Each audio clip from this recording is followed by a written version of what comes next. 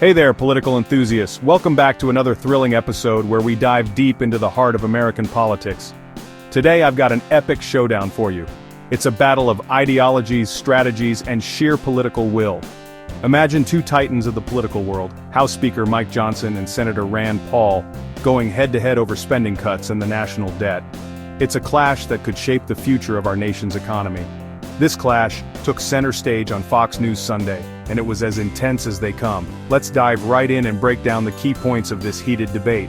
So, here's the deal. Speaker Johnson is backing President Trump's budget bill, which he claims includes the biggest spending cuts in the history of, well, planet Earth.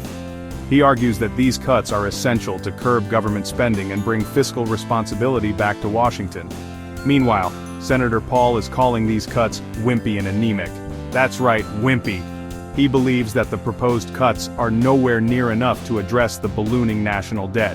He's worried that the bill will explode the national debt, potentially by a whopping $5 trillion. That's a staggering amount that could have long-term repercussions for our economy. That's trillion with a T. Just imagine the weight of that debt on future generations. Now Speaker Johnson is pushing hard for an extension of the debt ceiling. He believes it's necessary to prevent a catastrophic crash of the U.S. economy. Without this extension, the government could face a shutdown and the economic fallout could be severe. He believes it's necessary to prevent a catastrophic crash of the U.S. economy. The stakes are incredibly high and the pressure is mounting.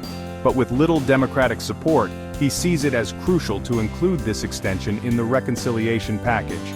This move is seen as a strategic play to ensure the bill's passage. On the flip side, Senator Paul has a different idea. He's proposing a short-term increase to the debt ceiling, like $500 billion or so, to be voted on every 3 months. This approach aims to keep the issue of national debt in constant focus. He's proposing a short-term increase to the debt ceiling, like $500 billion or so, to be voted on every 3 months. His argument? It's a way to keep the national debt issue front and center, forcing lawmakers to address it more frequently. His argument? It's a way to keep the national debt issue front and center. By doing so, he hopes to ensure that the government remains accountable and takes more decisive action to reduce the debt. Paul even went as far as calling the deficit the greatest threat to national security. He believes that an unchecked national debt could weaken the country's economic stability and by extension its security. That's a big statement, folks. It underscores the gravity of the situation and the urgency with which Paul views the debt crisis. Now, even though he's all for the 2017 tax cuts and making them permanent, Paul just can't get behind this bill's math.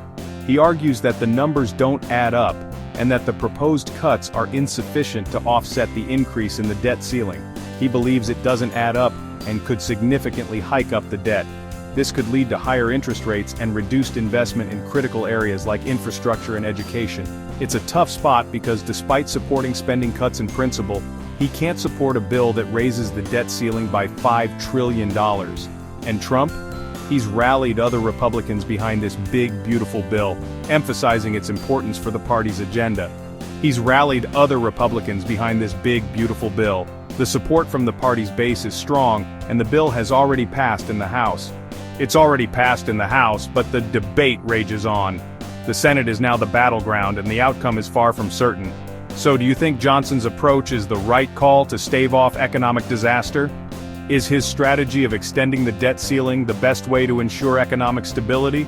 Or is Paul onto something with his demand for more frequent fiscal scrutiny? Could his approach of short-term increases and regular votes be the key to keeping the national debt in check? Whatever your stance, this clash between Johnson and Paul highlights a crucial issue facing our nation.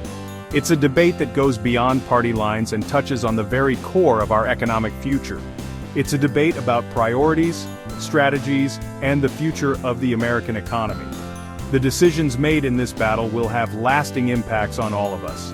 And for us political enthusiasts, it's the kind of showdown that keeps things interesting. It's a reminder of why we follow politics so closely and why these debates matter.